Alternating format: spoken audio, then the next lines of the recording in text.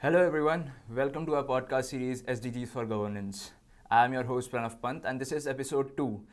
And in this episode, we will be talking about the importance of sustainable agriculture in Uttarakhand.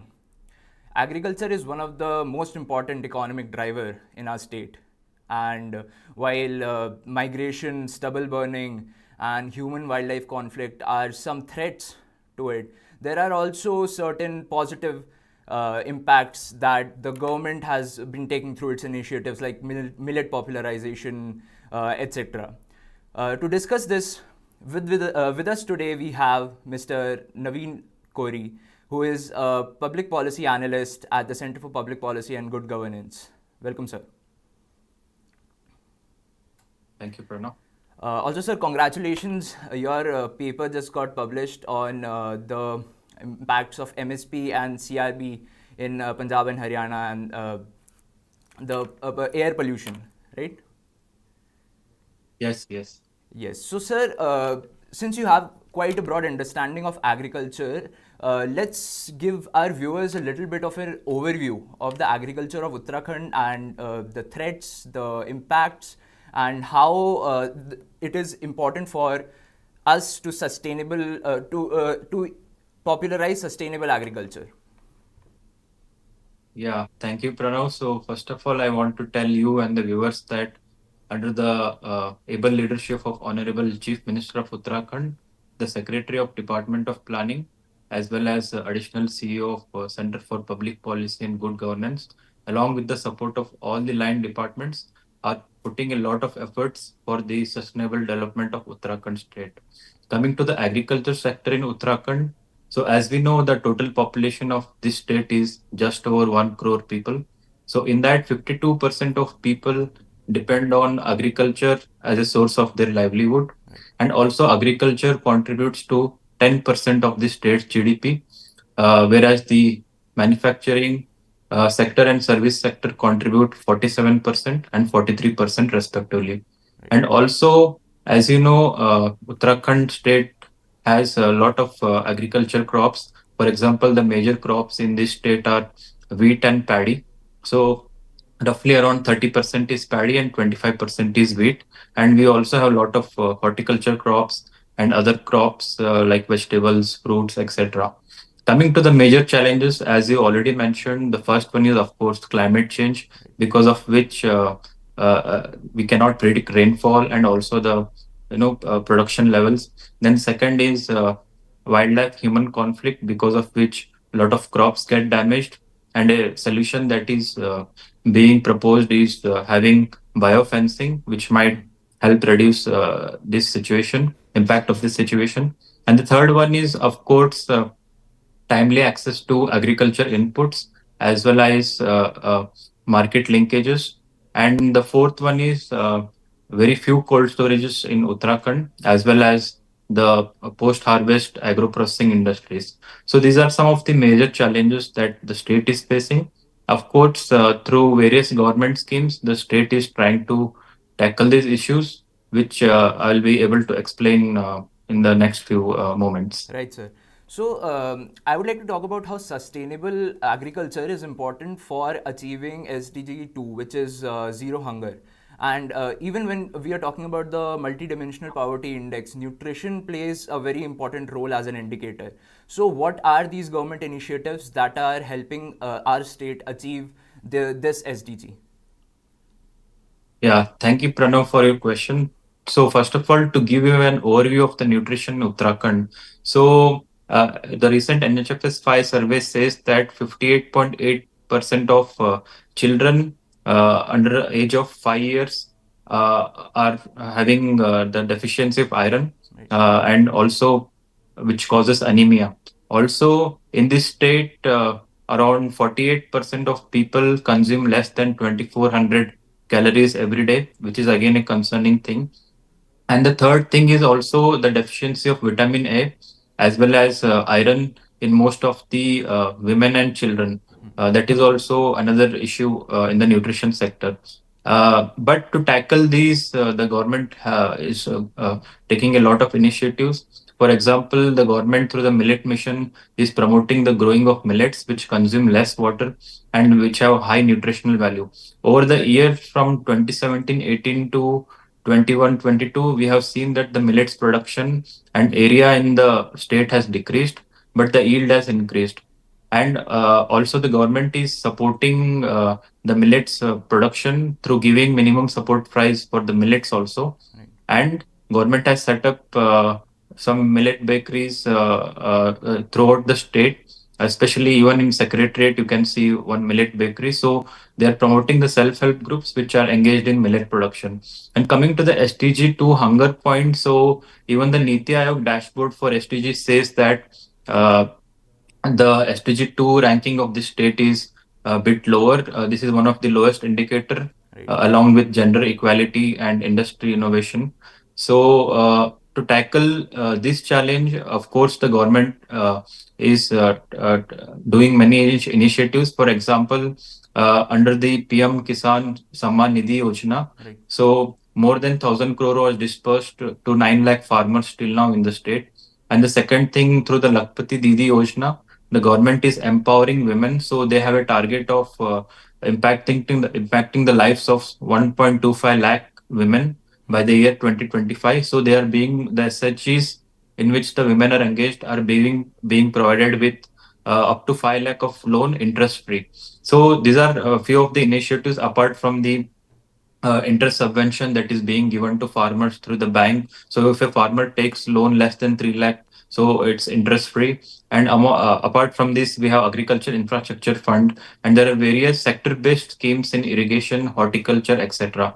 So government is putting in a lot of efforts to eradicate SDG hunger, which is SDG 2, and also to increase the nutrition status of the state. But of course, we need to also have a behavioral change in the people, because these days, young people are consuming more of junk food, and the way the society is moving towards non-nutrition foods. So we need to inculcate in young people, especially uh, to have them consume more nutritious food and also the traditional foods. Yes, sir. But sir, when we are mentioning the incentivizing farmers to cultivate more sustainably, but a recent study has shown that subsistence agriculture that was really popular in the Garhwal region has gone down by 50% in the past 20 years. The land that was cultivable, production, and the production value, it has all gone down. What could be the reason for this, and what are some alternatives either the government has started or these people have started? Let's say in our vision statement we are talking about ayush, herbal and aromatic plants. We are also talking about horticulture, we are talking about fruits and vegetables. So what could these alternatives be? Yes, thank you for your question, Pranav. So the question you raised is very evident today. We are seeing that youth are migrating from rural areas to urban areas.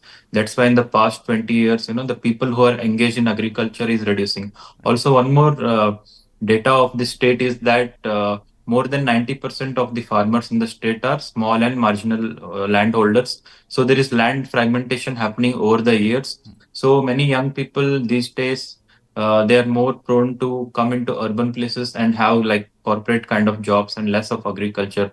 This is due to many reasons, as I already mentioned you, whether it be climate change or a lack of access to markets or lack of cold storage and other things. But of course, government is also putting a lot of efforts to reduce the migration. For example, I gave you the example of previous schemes like PM Kisan Samman Nidhi, Lakpati Didi Yojana, and also promotion of millets to the millet mission.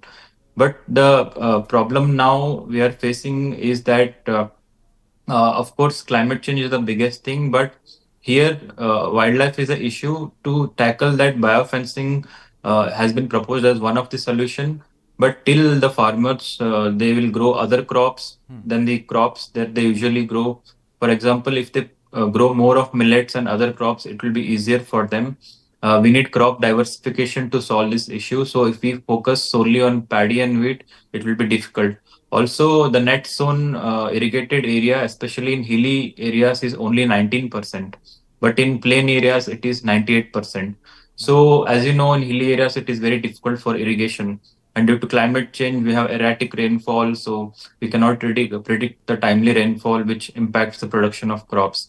And coming to the sustainability aspect, so as you know, the state government of Uttarakhand has set up CPPG for this very purpose that they have developed a vision 2030 for the state, Hmm. and they're putting a lot of efforts, whether it be policy, whether it be CSR, whether it be monitoring and evaluation. So they are working in every aspect because it's a holistic approach. We cannot Right. just work on one aspect, and also I can tell you that government cannot alone solve the problems of the Yes. people. We need the equal amount of participation from the civil society. We need equal amount of participation from the private sector. So when the government, non-profit, and private sector together work to solve this issue, then only I think we can have a prosperous state. Yes, sir. That is very right. But when we are talking about the private sector, so we have seen that the majority of barren land in hill regions are now being turned into solar plants. And while it is a Yeah. good step towards sustainability, as it is increasing the energy creation, energy generation, right? But at the same time, they are providing labor, they are providing minimal lease, and they are also taking away the chance of even revitalizing those barren lands and for people to increase cultivable land and increase employment opportunities. There is a sort of dilemma there. Would you like to comment on it? So of course, if you talk of renewable energy, solar energy is the number one source of energy, which is being promoted by India or various other countries. Even the government of India, along with a few other countries, launched the International Solar Alliance. So solar energy is of prime importance. But as you told about the example that in a few of the places in Uttarakhand on barren land they are installing the solar panels, which is impacting the jobs, or you say livelihood of people. I agree to this point, but we should also note that not all barren lands can be revitalized. There could be many problems, maybe in the soil, or maybe in the geography, or lack of availability of proper resources or transportation. So I think some of the barren land cannot be revitalized, and some of it can be. So I think the process that is being followed is the identification of land which can be revitalized and not revitalized. Hmm. So I think in this area, I feel that they're only revitalizing the land which are economically feasible, Right. and also which will not impact the people at a much larger scale. Right.